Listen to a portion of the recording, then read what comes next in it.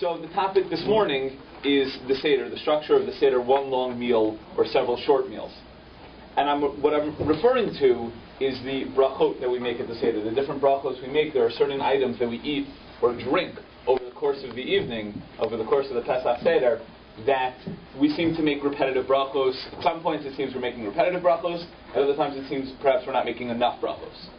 So let's look at the sources, let's try to figure this out together and see really what we can come up with, why we would make certain brachos and why we would not make other brachos. So let's look at the first source, the 4 cups, the arba kosos. Okay? So we drink, everybody knows, we drink 4 cups of wine. That's what the first source says. Okay? A person should not have less than 4 cups of wine. And when are they? Without looking at the sheet. Anybody off the top of your heads? When do we drink the 4 cups? Don't be shy. Kiddush, good, that's the first one. Magid. When in Magid? The end, the close of Magid. 2. For Birkat HaMazon, we bench with the kos. And then after Halal. Okay? Those are the 4, and that's now in the first source. So, thanks for not cheating. Okay, the first is Kiddush, the second after Magid, the third is for benching, and the 4th is after Halal. Good. And which ones of those kosot do we make a bracha on? Do we make the bracha of Bori Pri Hagafen on which of those kosot? I apologize for any Sephardim in the crowd. We will mostly be focusing on the Ashkenaz halacha today, because I figured that's probably what the majority of the audience was. But which kosot do we make? Now, of course, the question is really only on some of the cups. We obviously have to make a bracha on the first kos, because we haven't eaten anything else. You can't drink without making a bracha. The third kos, also, there is an obvious bracha. It follows benching. So after benching, after the close of the meal, there's no previous bracha, you have to make a bracha on that one. Okay? So really the question is, do we make a bracha on the second and the 4th? Yes. And the answer is? Yes. Yes. Okay? Ashkenazim make a bracha on all 4 kosot. The question is why? Let's look at the Rif. Because my father did it. Right, because my father did it. Very good, the hefsek, good. So let's read together. Ravina Amar Kol Echad Ve'echad Mitzvah Bifnei Atzmohu Vami Ravusa Hoel V'Kol Echad Ve'echad Mitzvah Bifnei Atzmohu Barchinan Bori Pri Hagafen Al Kol Kasa V'Kasa. So he says, he quotes Ravina from the Gemara, he says that since each cup, each kos of wine is its own bracha, therefore each kos is its own mitzvah, therefore each kos needs its own bracha. And that seems good, that makes sense. So let's continue. Hashta dirki hechi de inyan birchas hamazon kiven de lo efshar lemishti uveruchi bahadei hadadi have hafsaka. Okay? Since in general when you bench ala kos, you can't possibly bench, you can't say the words of benching, make those brachot at the same time as you are drinking. That's not possible. And once you finish benching, you then need to make a new Bori Pri Hagafen. Hachinami, here also at the Pesach Seder, Kivan delo efshar le lemikri umashti bahadei adadi tzaref l'achzer. Okay? So since you can't recite what? You can't recite Magid at the same time as you are drinking, because the kos is, as we pointed out, follows Magid. You do Kiddush, and then you say the Magid, you tell the story of Yetzias Mitzrayim, and then you drink the next cup, so it has to come after that, and therefore there's a hefsek. Okay? So the Rif gives us 2 reasons. The Rif gives us 2 reasons. He says you need to make a bracha on each kos, because they are separate mitzvot, and because there's a hefsek, because Magid represents a hefsek, Hallel, he says, also represents a hefsek. Okay? So, he says you need a bracha on all of them. The Rosh, however, disagrees. Viloni Hirali, source 3. Mashehevi Raya Mishum Dekol Chad V'Chad Bitzva Ba'an Peinashehu. He says, I disagree. I don't see what he's saying. That because each one is its own mitzvah, each one needs its own bracha. Shamitzvah Eina Maskekas Bracha Kol Kamat Deleka Hesach Hadas. Because a new mitzvah doesn't need a bracha if there wasn't a Hesach Hadas. For the purposes of the shir, we're going to use the words Hesach Hadas and Hefsek interchangeably. They essentially mean the same thing. Hefsek is an interruption or a break. A Hesach Hadas means to have really a break in thought or intention and concentration. So if you were thinking about doing a mitzvah and then you stopped thinking about doing the mitzvah, that's called a hesek hadas. But for the purposes of our shir, we'll call it a hefsek. They are essentially the same thing. Rav Berzon will probably give a share one time this year about that, and the fine-tuned details of what the difference is, but for our purposes, let's assume they're the same thing. Okay, it's an interruption that requires a new bracha. All right? So he says that just because it's separate mitzvos, it doesn't mean that it needs a new bracha. So let's look at the English here on 3. So he disagrees with both points of the Rif. The fact that the cups are separate mitzvot doesn't mean that they need their own brachos. Additionally, Magid and Hallel do not constitute a hefsek. Therefore, we only need to make a bracha on the first and the third cups, not the second and the fourth. So this is our first machlokas of the day. Right? This is our first dispute, the Rif and the Rosh, as to whether Magid and Hallel are a hefsek, are considered a hefsek, they're considered a break, and the nafkamina, the practical difference that arises, the practical halachic implication of that disagreement is whether you make a bracha on the second and the fourth kos. Because it wasn't on hefsek? Because it is certainly a hefsek. That's why the third. So when the fourth, why No, the third follows Birchas Hamazon. Yeah. The third follows Birchas Hamazon, so you certainly need to make a bracha on the third. And then you have Hallel, and then the fourth. So Birchas Hamazon is certainly a hefsek. That's what we started with. That's why you need on the first and the third. Nobody disagrees that you need on the first and the third. The only dispute is the second and the fourth. If Magid and Hallel are a hefsek, you need to make a new bracha. And if Magid and Hallel are not a hefsek, you don't need to make a new bracha. The Rif and the Rosh. So let's see the halacha. What's the Shulchan Aruch say? So Shulchan Aruch in Taf Ayin Daled, 474, shows that kos sheni, you drink the second cup, v'ein mevarech alav, and you do not make a bracha. Lo bracha rishona, v'lo bracha acharona. Not the bracha of bori pri hagafen, not the bracha of al hagafen. She'in mevarchin bori pri hagafen ki'im al kos shel kiddush, v'al kos shel birkat hamazon. The only cups that we make a bracha on is the first and the third. Ve'in mevarchin al hagafen ki'im achar kos revi'i. And you only make the al hagafen, the bracha acharona, after the fourth kos, after you're done. Right? So the Shulchan Aruch is paskening like whom? Like the Rosh. The Shulchan Aruch says like the Rosh. Okay? And then the Haggah, the Ramah comes in here as Ashkenaz halacha, v'haminag bein Ashkenazim, levarich bracha rishona, al kol kos v'kos. And the minhag in the Ashkenazim is to make a bracha on all four kosot, on all four cups. Aval bracha achrona in mevarchin rak achar achrona levad v'chein das Rav Gon. Again, he says you only make the bracha achrona after the last one. So we're not going to focus on which ones you make the bracha achrona on. We're really going to try to focus strictly on the bracha rishona. And so now we have the machlokas Rif and the Rosh is really now the machlokas Shulchan Aruch and Ramah. Okay? Let's keep that in mind, but also put it aside for a few minutes, because we need to go to the next set of brachos. The karpas and the maror. We know we eat karpas. Right? We start the Seder, we sing, of course, Kadesh Orchat, we sing the whole thing. That's an important part of the Seder. And then we Kadesh Orchat karpas. You take a piece of vegetable. What is karpas? Just want to get people like yelling at each other. What, right? Karpas is celery, parsley, potatoes, carrots, okay? Lettuce. I've seen all sorts of things. I've heard, you see it in the sources also. Okay, whatever it is, you take some sort of vegetable and you dip it in salt water and you eat it. Right? We all know that. That part we can agree on, right? Good. Do you make a bracha on the karpas? Sure. Certainly. Why? Because it's like Kiddush. It's the first thing you're eating. Now, why do we eat karpas on the Seder night? So the children will ask. So the children will ask. Good is one opinion. There are many. Anybody else? Why do we eat karpas on the Seder night? Anyone? No, we all agree it's because the children will ask. We've never heard anything else. It's healthy. It's healthy. Good. Excellent. Okay. Very healthy. Right. Make the very good dama. To make the bori pri hadama. Good. I want to hold on to that one. Or d'oeuvres. Good. That's actually brought down in the Achronim. They bring down to actually have a little something to eat, so that you don't get too hungry while sitting through Magid. Okay. There's also the gematrias, right? The samach perach. Karpas, if you rearrange letters, the samach perach, because of the hard work that was endured by the 600,000, or that it's a sign of royalty, of freedom to dip, to have a vegetable, to dip something before the meal. That's part of the manishtana. Okay, so there are all these different reasons.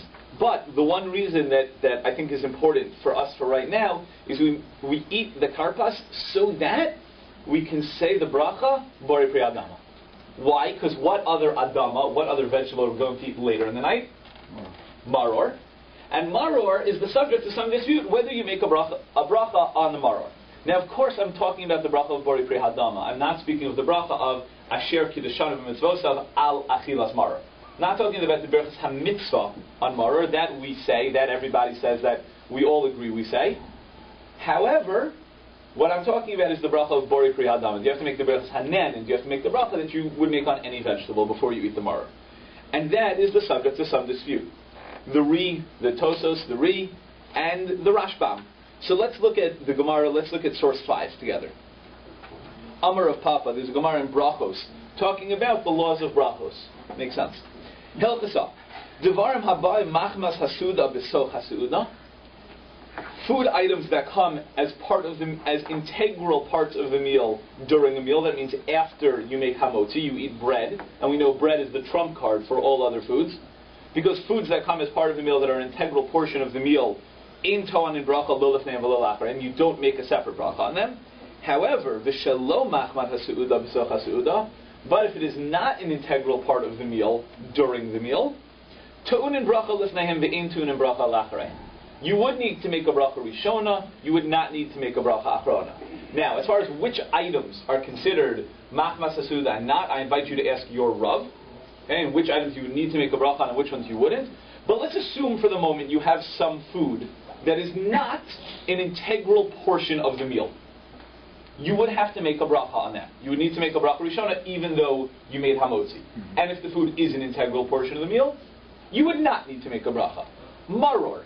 Is maror an integral portion of the meal? Well, on the one hand, yes, maybe, because we have to have it, and it's an integral part of the meal, and we sometimes do have vegetables to start a meal. On the other hand, why are we having the maror? You said maror. You mean maror? You mean karpas? Maror. No, maror. No, I mean maror. Maror comes after hamotzi. Maror, we are not eating because we want to eat maror. We are eating maror because it's a mitzvah to eat maror. And therefore, it might not be an integral part of the meal. Kind of like the apple on Rosh Hashanah. Yes. Okay? The apple on Rosh Hashanah isn't an integral portion of the meal. You're eating it for the mitzvah, you're eating it for the minhag. So you need to make a bracha. Maror might be the same way. Okay? So let's look at Tosos. Let's see what Tosos thinks. There's a Tosos in Pesach. Then, after you make hamotzi and you have all of your matzah, so then you have the bitter root without a bracha. V'nira de'ein sarach levarich bori pri hadama, and you don't need to make the bracha of bori pri hadama on the maror. Af agav the Haggadah have a hefsek, even though the Haggadah, the Magid section, was a hefsek after the karpas. V'lo mifta bracha shel tibul rishon, and you are not exempt with the bracha you made on the karpas. Mikol makom berachas hamotzi potartan da'avilahu dvar haba mesoch hasuda machmas hasuda. Okay, so he calls maror an integral part of the meal. He says maror is an integral part of the meal, and therefore you don't make a bracha. But he also gives us another line that's very important for us. The other line that's important is he says, karpas is not good enough for maror. The bracha of bori pri hadama that you made on the karpas does not work for the maror. Why not? Because of the hefsek of magid, and therefore we rely on the bracha of hamotzi for the maror. Okay, let's turn over. Let's look at the Rashbam that I mentioned. Meikara v'tibul rishon ashar yarakos bori pri adama da'asr leonos min ha'olam hazeh below bracha. Right? You need to make a bracha on karpas, that we know, because you always have to make a bracha before you eat something. You should use a different item than using for the maror. You should make the bori pri hadama beforehand. Dahainu bracha haru'uya lahen, the appropriate bracha on that vegetable. V'yiftor es hamaror mi berchas pri hadama. So what does the Rashbam say? The Rashbam tells us that we make the bracha of bori pri hadama on karpas in order that it should work for the maror as well. Okay? So now we have the Rashbam and the Tosos on two different sides of the question of whether maror is an integral part of the meal, but you also have them on two different sides of our previous machlokes. You have them, one says the bracha of karpas works for maror, that's the Rashbam, and you have one, the Tosos, who says the bracha of karpas does not work for maror, and therefore I have to cover it with the hamotzi. And what is that based on? Why would they have an argument about whether Bori Pri Hadama on the Karpas works for the Maror? Because they're arguing as to whether Magid is a Hefsek. That's what their machlokas is. Their machlokas is whether Magid is a Hefsek. Now, if Magid is a Hefsek, should I have to make a bracha achrona? If I eat Karpas, right? If I eat Karpas and there's a Hefsek before the meal, I should have to make a bracha achrona. Do we make a bracha achrona? No. No. Why not? There isn't a because it's covered by brick. Okay, so we'll come back to that in 1 minute, but really I think the reason is because we're not supposed to eat a kazayas. You're not supposed to eat that much celery. So then or it doesn't help potato as or an whatever. appetizer then. 1 second. It helps as a small appetizer. Right? I didn't say you should have a lot of appetizer, just a little something. Okay? Let's look at the Rambam. The Rambam is what gets us into this question of bracha achrona, because the Rambam says, Matil mevarech bori pri adama v'lokeach yarek u'mitavel eso b'charoses v'ochel how much? What's the next words? Skip the dalid, that's a note. Kazayas. V'ochel kazayas. The Rambam says you should eat a full kazayas of karpas. Why? Because there's a mitzvah of achila. The mitzvah of achila is karpas. And therefore, you have to eat a kazayas of karpas. Because any mitzvah of eating requires a shear of eating. It requires an appropriate amount. And the amount of eating, the minimal halachic amount of eating is a kazayas in olive worth. So he says you should eat a kazayas.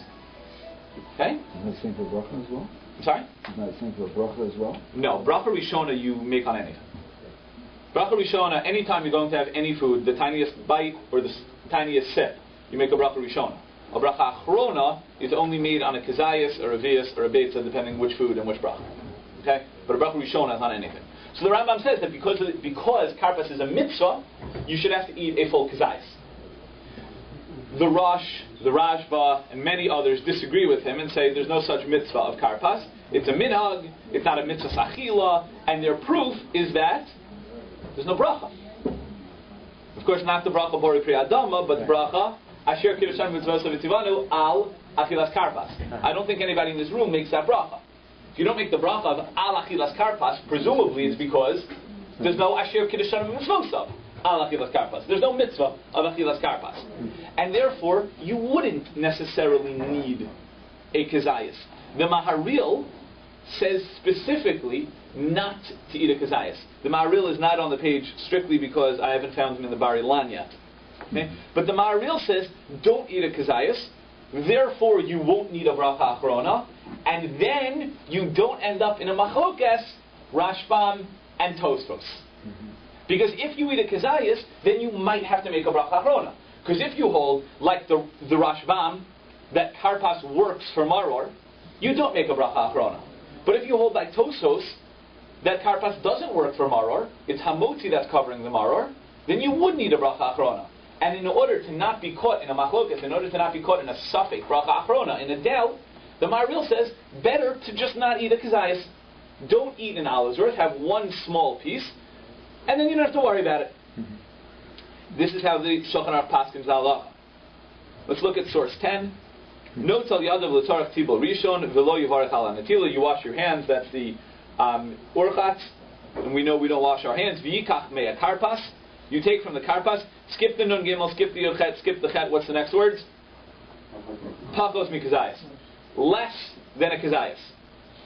Umat bilo b'chometz. Okay, and you dip that into the vinegar, the salt water. So he says you should take less than a kazayas. Let's look at the Magen Avram, continuing in source 10. Pachos mi kazayas. Why less than a kazayas? De'im yochal kazayas. If you were to eat a kazayas, yes, safek im yivarech bracha achrona. You would then be caught in a safek as to whether you should make a bracha achrona. The safek, ri, and rashbam. You'd have that machlokas. Lachin im iro sha'acho kazayas lo yivarech bracha achrona. And then if you happen to eat a full kazayas, since it's only a safek, you're better off not making the bracha achrona. Okay? Mishnah Brura, Pachos mi kazayas, Lefisha v'kazayas yesh safek bracha achrona. He says also because the kazayas would put you in a safek, im yavarech osa, o lo al kain, tov yoser sheyochel pachos mi kazayas. It's better to not eat a full kazayas. Shelo yebo chiyuv klal l'kulei alma. And therefore, nobody would say you have to make a bracha achrona. You never get involved in the machlokes Rashbam. But if you're having in mind the Morah too, would you still have to make a bracha achrona?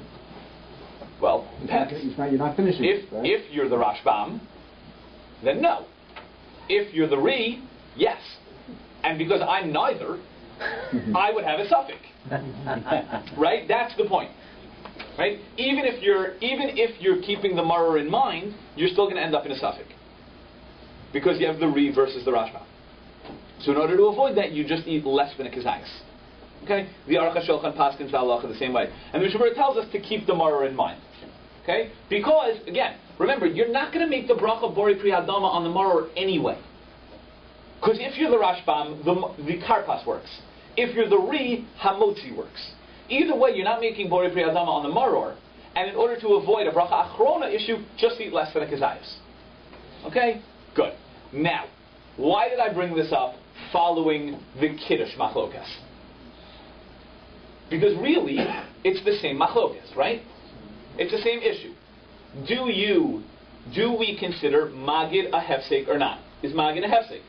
If Magid is a hefsek, make a bracha on all four kosas. If Magid is not a hefsek, then just make the Bori Pri Hadama, and you don't need the Hamotzi because Karpas would work. Now, why do I really bring it up?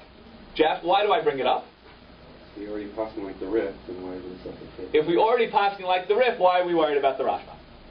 Okay, that's basically the question.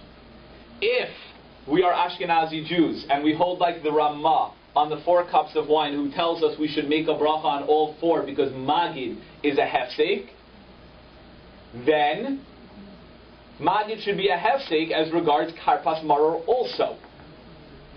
So, I don't need to worry about the Rashbam who tells me my bracha of Karpas works for Maror. No, it doesn't. The Ramah says no, it doesn't. Or at least should say no, it doesn't if you look back at the Dalit Kosos. But the Ramah doesn't make a comment on the Shulchan Aruch. The Ramah paskins like the Shulchan Aruch. You should eat less than a kazayas. You should keep the Maror in mind, because Magid presumably is not a hefsek, and that is a stira. That's a contradiction. The Ramah seems to be paskining against himself. Right? It doesn't work out. If we hold that Magid is not a hefsek, and therefore Karpas covers Maror, don't make a bracha on the 2nd cup of wine. And if we say you need a bracha on all 4 cups because Magid is a hefsek, then I shouldn't have to worry about having Maror in mind. When I eat Karpas, let me eat as much as I want. I'll make a bracha achrona, and I'll cover Maror with Hamotzi. Okay? This is the question of the Bir Halacha. If we look at source 12, the Bir Halacha, by the way, is the Mishnah Berurah. They're the same person. It's also the Chafetz Chaim. Still the same person. Just he called his different svarim different things. So the Bir Halacha sets up this question for us. We're not going to read the Hebrew. Let's do the English on this side. Okay? According to the Ramah, which is our practice, again, Ashkenaz practice, then we make a bracha on each cup of wine because of the hefsek of Magid and Hallel, but for our purposes, Magid. How can we say that the bracha on Karpas applies to Maror? Is it Magid a hefsek? Okay? This is the same question the Gra asks. Okay? So that's the question. Everybody hears the question. We said by the Dalit Kosos that Magid is a hefsek, and we're saying by Karpas Maror that Magid is not a hefsek. That is a problem. Any thoughts? Anyone want to take a stab at answering it? If you've heard of Rabbi Shai and Detrani, if you've learned the Sefer HaMachriya, you'd know the answer. Now, I didn't learn the Sefer HaMachriya until I was in the middle of the circus, so don't feel so bad. Could the law be different on wine than on vegetables, as far as what a hefsek is or what isn't? Okay, you want to... Not really. Okay, good. Right, so you're right. There is a difference in the hefsek. That's why I wanted to stop. Right, okay. There is going to be, obviously we're going to have to present a difference between the hefsek of the 4 cups and the hefsek of Karpas Maror. My question is, what is that? Chashivas? Flesh that out. Well, yayin is much more chashuv a thing than Karpas, and therefore when you have a Magid, you have a real hefsek. Whereas the Karpas is not such a chashuv as that, and therefore you don't... I would think the other way. Right? I would think the other way. If yayin is so much more chashuv, if yayin is so much more important, presumably it's going to stay on my mind more. I'm more excited and more looking forward to my next cup of wine than I am to the bitter root. And therefore, Magid, it should be the other way. Right? If we take the chashiva svara, it should be the other way. It's good, but I think it's right. It works the other way. Cups are commanded, and the karpas is not commanded. Karpas is a minhag d'Rabbanan, right? And maror, I think you just had a shir on maror, but maror is at least a mitzvah d'Rabbanan. So you're commanded also. And we say asher kedushan mitzvosav ala chelas mar. Right? It's d'oraisa. Excuse me. Sorry. But not on the karpas. Yeah, but you have to make the bracha on the karpas. Right, adamah, because you're reading that, but not because it's commanded. You said. Whereas the 4 cups are commanded, okay. They take a much stronger, like you said, much more kavisha. Right, but then I shouldn't need a bracha. I should have less. The more chashuv, the less hefsek. Yeah. Right. Think of it, right? Keep that in mind, right? Okay. The ideas that were thrown out were presented. Excuse me. Were that because it's chashuv, so it's more of a break. Because it's important and it's on your mind, and because it's a mitzvah. I would say the other way. I would say because it's a mitzvah and it's on your mind and it's important and wine is good, it's staying on your mind, so it's not a hefsek.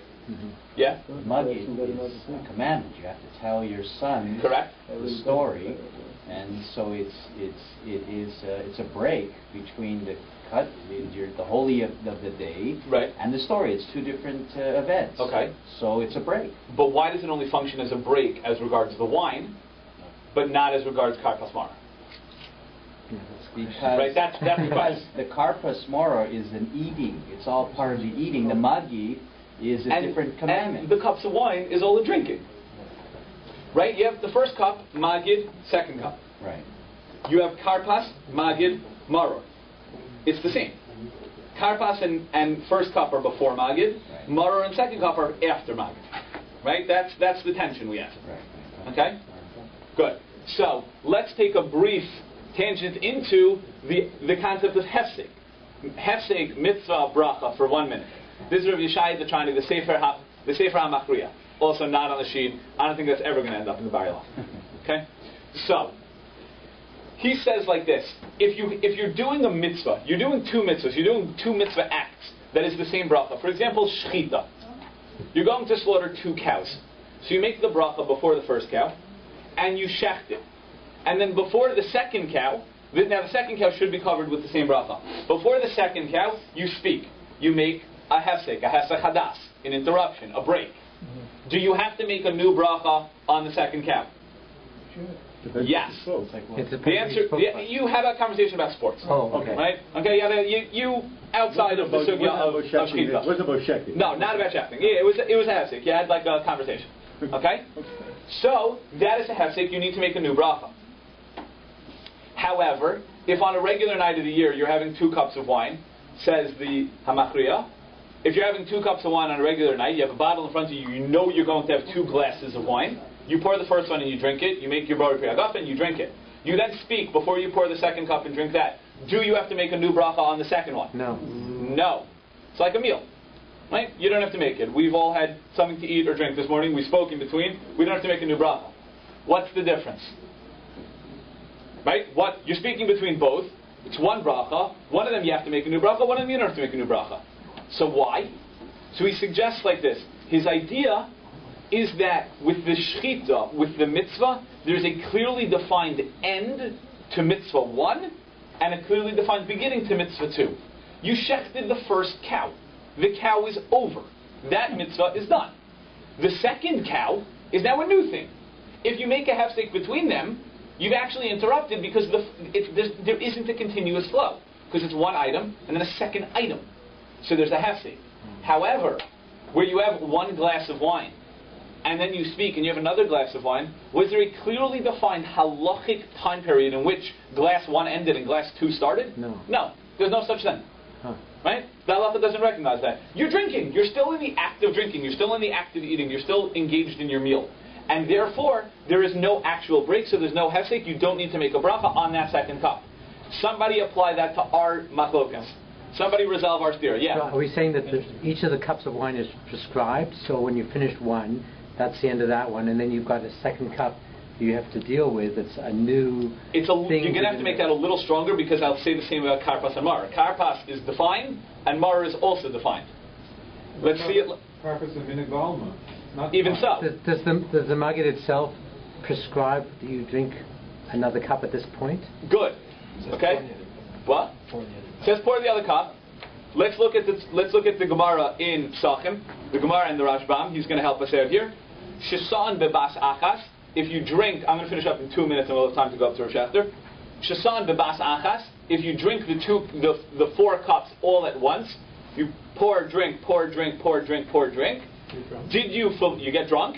That's good for pouring. But did you fulfill your mitzvah of Daled Kosos? No. No. It is not good for your mitzvah. It does not fulfill the Daled Kosos. And why not? The Rashbam tells us, okay, Dahaki Perusha Babasa Shalo Al Seder Mishnasenu El Shasan Ritufim V'Kol Chashum Kos Echad. Why not? Because you have to drink the Daled Kosos Al Haseder. You have to drink them within order. And what is that order? There is a specific mitzvah to drink the first cup for Kiddush, then to say Magid, and then to drink the second cup. The second cup is specifically after Magid. It has to be there. So there's a separation. There's a clearly defined halachic separation between the first cup and the second cup because it has to be post-Magid. The mitzvah of the second cup never started until you finish Magid. Karpas and Maror, when do you have to eat the Maror? Anytime you want that night. Tosos and Psachim. Anytime you want that night, you can eat the Maror. It doesn't have to be Al HaSeder. And therefore, there was no defined time that Karpas ended and Maror hadn't started yet. So, they can all flow. So, in regards to the 4 cups, cup 1, end. Magid, Hefsek, cup 2 starts, make a new bracha. Karpas, you make a Bari Pri Hadama, and then you happen to do other things, but there's no time that Karpas ended and Maror hadn't started yet, and you just keep going, you flow straight into the mitzvah of Maror, you eat your Maror, and there's no Hefsek. No Hefsek had taken place, and therefore you don't need to make a new bracha. Okay? So we've resolved it. So we've ended up in a situation where the Ramah can say that both Magid is a hefsek and make a new bracha on the cup of wine, and Magid is not a hefsek and don't make a new bracha of Bari Pri Adama on the Maror.